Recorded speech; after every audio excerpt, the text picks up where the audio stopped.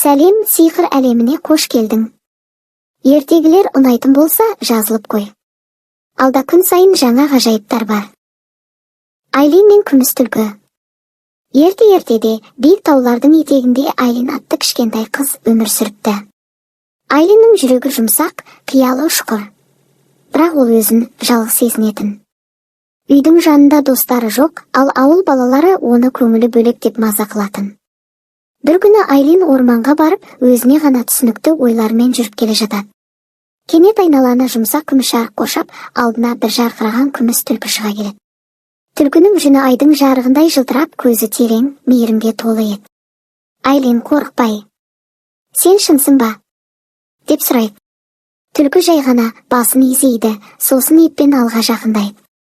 "Мен сені көптен күтіп жүрмін, Айлин" дейді, тіл қатқандай. "Сенің жалғыз еместігіңді көрсету үшін келдім." Сол күннен бастап Айлин мен күміс түлкі айырылмас досқа айналады. Түлкі қызды орманның жасырын соқпақтарымен жетектеп, оған ешкім көрмеген ғажайып жерлерді көрсетеді. Жапырақтары ән айтатын ағаштар, түнде жұлдыздай жанатын өзен, сөйлейтін тастар, қуаныш сыйлайтын құстар.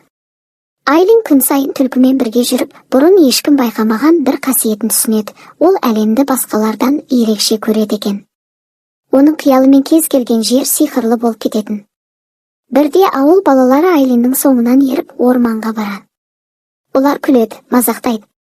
"Сен ойдан шығарылған досыңа сенесің" дейді. Айлин алғаш рет ренжімейді. Өйткені ол шындықты біледі. Ал күміс түлкі олардың қасында көрінбесе де, қыздың жанында тұр еді. Сосын бір сәтте орман жарық болып, балаларының алдында күміс түлкі жарқ етіп көрінді. Бірақ олар қорықпады. Түлкінің нұрлы бейнесі жүрекке тыныштық сыйлайтын еді. "Әр адамның ішінде сиқырға толы әлем бар" деді түлкі. "Біреулер оны көре алады, біреулер әлі үйреніп жатыр." Балалар үнсіз қалып, Айлинге басқаша қарады. Олар да орманның сырлы шуы мен жұмсақ жарығын сезді. Сол күннен кейін ешкім Айлинді мазақтамады. Керісінше, оның ерекше әлемін білгісі келетін болды.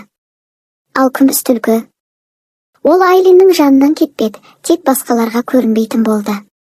Өйткені сиқыр әрдайым жұрттың көзінен таса жерде өседі. Айлин енді жалғыз емес еді. Оның қасында оның жүрегін, қиялын, жанын түсінетін ерекше досы бар еді. Сол дос оған бір нәрсені үйретті. Ең үлкен сиқыр өзіңді қабылдау. Міне, бүгінгі ертегіміз осымен аяқталды. Келесі сиқырлы оқиғада қайта кездескенше. Тәтті түстер, достарым.